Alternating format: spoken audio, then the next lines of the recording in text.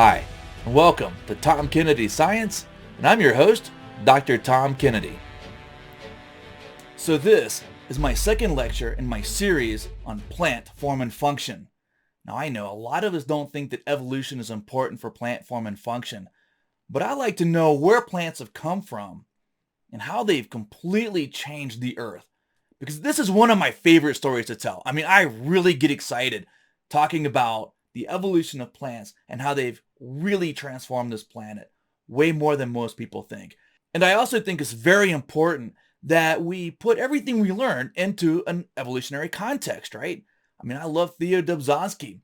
Nothing in biology makes sense except in the light of evolution. So when we talk about the plant form and function, what we're looking at today, how plants have adapted to our different environments on the planet, from living in a marine ecosystem to a desert, that's occurred through evolution. And so let's talk about it. You know, it's hard to believe this, but the Earth's surface for the first 4.2 billion years was basically barren. I mean, there were no plants. It looks something like this. And this video was taken at Canyonlands National Park in Utah. But that's kind of what the Earth looked like for 4 billion years, at least on land. I mean, we've always been mostly a water planet. So when plants showed up, there was a greening of the Earth that was incredibly important for lots of different things, from climate change to driving patterns of diversity that we see today. Now, the origin of plants goes back over 1 billion years. I know, that's a long time ago. You know the road trip that I always like to go on? 1 millimeter equals 1 year. If you were to drive this far, you went back about 30 millimeters or 30 years in time. And to go back 1 billion years, you'd have to go 1,000 kilometers. If you're like me, thinking miles, think 600-mile road trip to go back to see the origin of plants. And it started with endosymbiosis. I know, that's crazy, isn't it? Eukaryotes got their start with endosymbiosis when one aerobically respiring bacteria found its way inside of another prokaryotic cell. There was nothing being engulfed. Now differently, the origin of plants, we have what is called secondary endosymbiosis.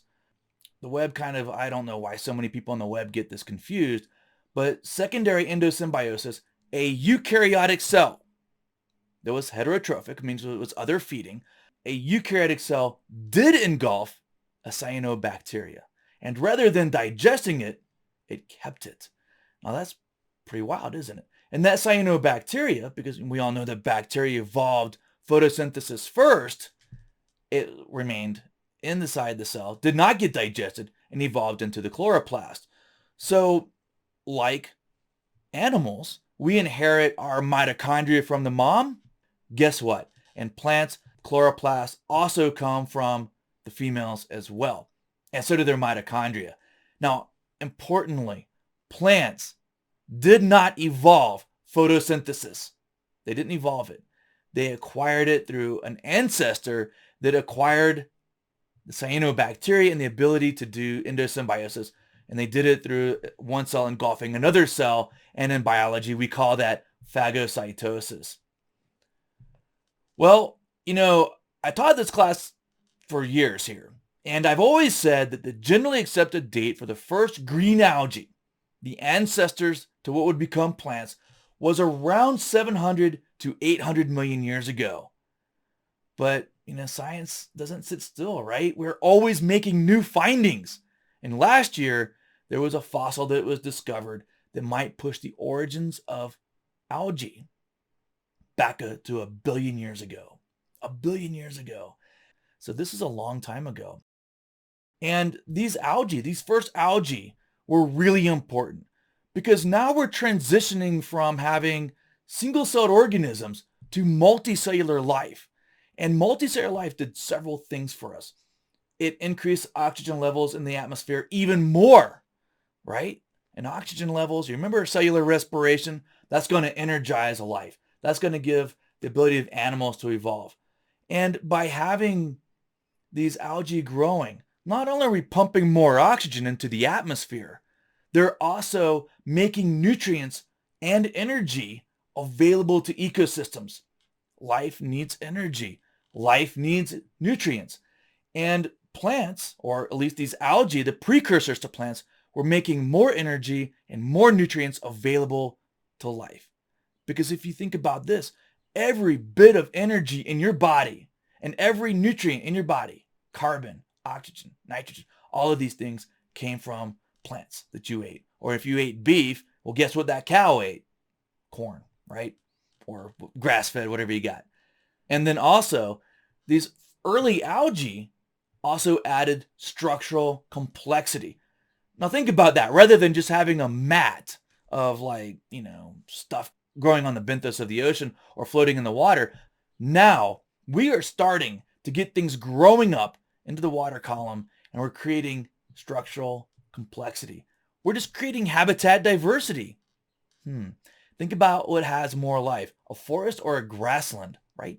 In a forest, there's more places for little creatures to go live. Same thing here.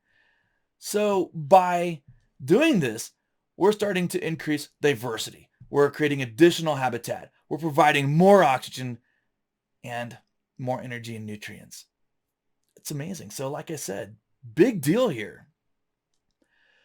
Now, modern day plants evolved from something that looks like this stonewort. It's called Chara. This picture is from Chara found in southeast New Mexico. It's still around, and it looks almost identical to fossils over 500 million years ago. And there's a lot of similarities. One is they use very similar chlorophyll pigments, A and B. Now, there's about 6 different types of chlorophyll that will absorb light, but chlorophyll A is the main one that plants use that donates electrons for photosynthesis, something that I will definitely talk a lot about in this lecture series. And then chlorophyll B is an accessory pigment that is used to absorb more of the blue light. So if you're shaded or if you're underwater, guess what you want? Chlorophyll B to help you absorb more light. And of course, the chloroplasts are very, very similar. They have internal structures called thylakoids. We'll learn all about this. And that's where it holds all the chlorophyll and all the mechanisms for plants to do photosynthesis. So, like animals, plants also got their start in water for the obvious reasons and then transitioned onto land. And there's a lot that has to happen for plants to transition onto land. And this is a kelp forest, and these kelp are floating in the water. No, they're brown algae. They're not plants. But the water buoys them, okay? So you got to overcome gravity, because in water, you don't have to worry about it. You're just floating. But on land, gravity is going to pull you down. So you've got to be able to support yourself. Fortunately, plants have cell walls, so that can help out. You're on land, you dry out. If you're in water, you don't dry out. If you're a plant, right? You're just isotonic to the seawater most of the time, which means you have about the same level of salt in your leaves as you do in the seawater. Now, I know animals, well, I'll stop talking about animals, but you've got to stop yourself from drying out. And reproduction, dispersal. Hey, mobile gametes can swim, right? In fact, some primitive plants still have little flagella on their gametes. They're still swimming. Ferns have flagellated male gametes. Think like an animal, right? They have to have a wet environment for it to still swim. But you got to figure out some way to get there. And other problems. Hey, you're floating in water. Any cell, any flattened structure, they're not leaves. They look like leaves. They're just flattened structures. Can absorb all the nutrients you need. You just absorb them. But in plants, you can't do that. In plants, you absorb carbon dioxide from the atmosphere, but your water and all the minerals you need, like calcium and sodium and potassium and iron and manganese, all of that has to be absorbed by the roots. And then you got to transport it up to the leaves. So you've got to overcome gravity, desiccation, acquiring nutrients, and transport. So there's a lot of evolutionary adaptations to plant. 1, leaves. That is an organ of a plant. It increases surface area for photosynthesis. And then on that leaf, you've got a waxy covering. You've got a layer of cells called epidermis, a cuticle, and they actually prevent water loss. On the bottom, well, you got to have a way to get water to move from your roots through your leaves, right? So you actually have tiny openings called stomata. And these stomata are surrounded by guard cells that can actually open and close to prevent the plant from drying out. That's something also we will talk about, how these guard cells can open and close in response to the roots getting dry. I know you don't really think of plant cells talking to each other, but they're doing it chemically. There's lots of chemical signaling going through plants. And then other things. Hey, if you're growing on land, you got to anchor yourself. Roots. Roots not only anchor the plant, they are also how the plant absorbs water and minerals. And then you have vascular tissue. We're going to learn all about xylem and phloem, how you transport water from the roots to the leaves, and then how you get carbohydrates from the leaves back down to the roots. And then have you ever noticed that some trees can grow very tall and some grasses don't grow very tall at all? Have you ever noticed that you can eat a lettuce and spinach and kale and not get a splinter, but you don't want to gnaw on a 2x4 because you'll get a splinter? The difference is in the cell wall called lignin, and lignin is what makes cell walls tough.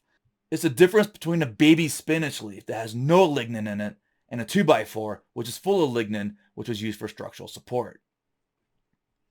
Now, you remember I told you that like for 4.2 billion years, the Earth's surface did not have any plants on it. And then sometime around 475 million years ago, we start to see the first true plants moving on land. And this is a period called the Ordovician. They may have been here earlier. You know, the further back in time you go, the less complete the fossil record is. And the fossils that you do see might be difficult to interpret. But these plants back in the Ordovician 475 million years ago had evidence of a cuticle. By the time of the Silurian 440 million years ago, we see things like this Cooksonia growing in wet environments. And they weren't growing very tall, just, like this tall, basically. That's it. Because they didn't have a vascular system and they didn't have good roots or leaves. So, but these are the first land plants. And then we move into a time period called the Devonian, which was about 419 million years ago to over 358 million years ago. Now, during this time, plants rapidly diversified and they got all these morphological adaptations to live on land. That's where you got your roots, water conducting tissue, xylem and phloem. So what that means is vascular plants evolved during this time. You've got leaves with cuticles to prevent them from drying out. And you've got stomata, these little openings on the underside of the cell that can close and open to regulate water loss. And this is a representation of these early Devonian forests. Now, by the end of the Devonian, the earth was green. For the first time in its history, the earth was green. Plants had evolved to grow tall. And this was amazing. And as they grew taller, it's like they got better roots. Hey, when you put down roots, well, why do we plant plants in areas? Stops erosion, doesn't it? So as these plants put down roots and these forests spread, they built up soil layers. The soil helped maintain nutrients, helped collect water. So it's like a positive feedback loop, right? The more forest you got, the faster it spread, and the earth basically greened up for the first time. It was pretty amazing. And so these forests were transforming the earth. As they moved across the land, guess what? All that habitat, all those nutrients, animals quickly followed the plants on land. And so did the fungus, right? And in fact, we think the first land animals were these things related to arachnids, think spiders, and might have been like an ancient scorpion was like the first living animal on land. That and some giant millipedes. They were quite terrifying. So the animals, the arthropods, were there first. And then by about 375 million years ago, the first vertebrates decided to join in on the fun. And, think about this. Arthropods were on land like 50 million years before the vertebrates decided to evolve to live on land. And this, of course, is Tiktaalik. It's a transitional vertebrate that has features of both fish and tetrapods. Now, you, me, birds, reptiles, and amphibians, we are all tetrapods. We are four-footed animals with a backbone. And so by the end of the Devonian, we start seeing vertebrates colonizing the land as well. Now, these giant Carboniferous forests, they had a huge impact on the planet. Not only are they transforming the planet into a lush green place with increasing diversity in arthropods, because instead of all your diversity being on the water, now it's on land. But whoa, the rates of photosynthesis were just skyrocketing, right? And so we've got these swampy tropical forests all over the planet, and probably resemble something like Dagobah. I'm sure it had ancient Jedi masters like Yoda living here. I've often wondered if, like, Star Wars was really Earth in the past, because Ice Planet Hoth was like the Cryogenian 600 million years ago. Dagobah is like the Carboniferous, the early Carboniferous. Whatever. But think about this. What do plants do? Photosynthesis. Taking carbon dioxide out of the atmosphere. You're wet and swampy. Well, what happens is, not only are you pumping lots of oxygen into the atmosphere, oxygen levels really peaked, but it also kept drawing down over millions of years carbon dioxide levels. So at the beginning of the Carboniferous, the world had an average temperature of like 68 degrees Fahrenheit and nearly 1,500 parts per million CO2. By the end of the Carboniferous, that had dropped to under 200 parts per million, maybe as low as 150 parts per million. And man, we may have almost ended up back in another global ice age again. We did enter an ice age, but not like the ones we saw back in the Cryogenian. And like Earth temperature plummeted to like an average of 54 degrees. And then during that time, because of all the extra oxygen in the atmosphere, the arthropods grew quite large. Yeah, that was a sea scorpion, the one on the left. I mean, could you imagine getting into a shallow sea? You're going to the beach, and that thing is cruising up and down the beach? That'd be really cool, actually. I don't know that I want to get in the water, though. That'd be really cool. But if you look to the right of that guy, that's a giant centipede-like thing called Arthropleura. And it was like a 6-foot-long centipede living on land. I would not want to run into that. And the reason why these arthropods could grow much larger then than now is because the global oxygen levels were like 35% of the atmosphere compared to 21% today. And I don't want to get into the physiology of insects, but that much higher levels of oxygen allowed them to grow much larger. So there you go. But all this photosynthesis, pumping oxygen in the atmosphere, well, it's also ended up sequestering all that carbon dioxide. As the climate cooled, guess what? Cooler planet is also drier. So you go from this wet, swampy planet to something a bit drier. Not like Tatooine, but more similar to what we have today. So plants evolved. And one of the major evolutionary leaps that plants made is they evolved seed plants. The seed plants include two big lineages, two big groups. The Gymnosperms, which means naked seed, which include all your pine trees and junipers and cypress trees, right? They're your conifers. And they also, the other group is the Angiosperm. Think flowering plants. Now, they didn't come along for a while, but the first Gymnosperms showed up, and the evolutionary adaptation is pollen and a seed. So you can cover your gamete is no longer flagellated. It's in a pollen.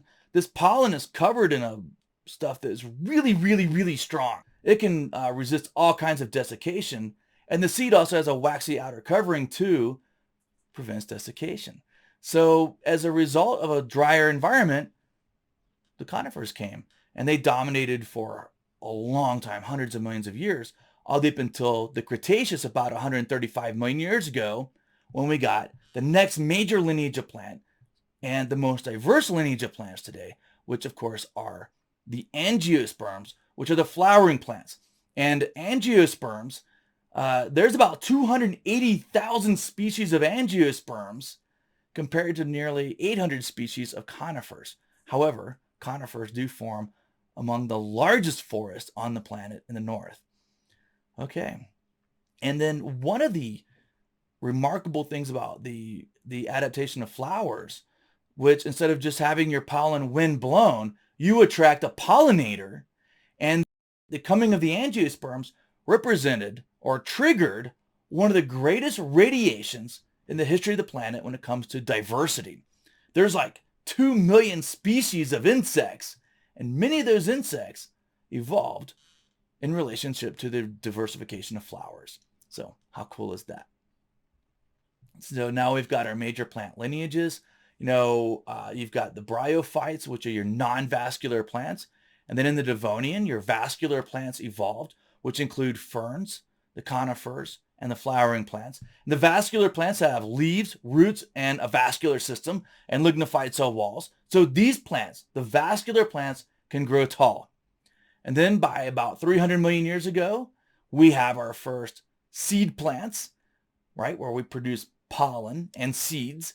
And then by the Cretaceous 135 million years ago, we get the flowering plants that have flowers to attract pollinators and then fruits surrounding the seeds to help with their dispersal. And they also have another thing called a vessel element, which we'll learn about, and it's used in water transport. Okay, so there you have it. This is the overall broad view of the evolution of plants. I hope you enjoyed it.